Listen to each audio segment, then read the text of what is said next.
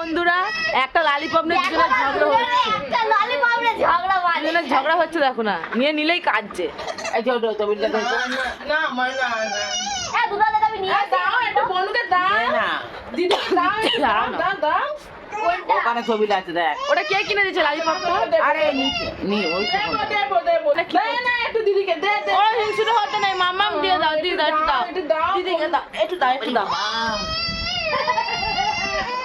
আবার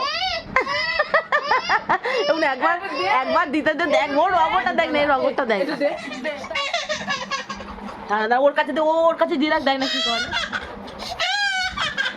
ও মামি একটা লালিপপ নিয়ে দেখো কি হচ্ছে।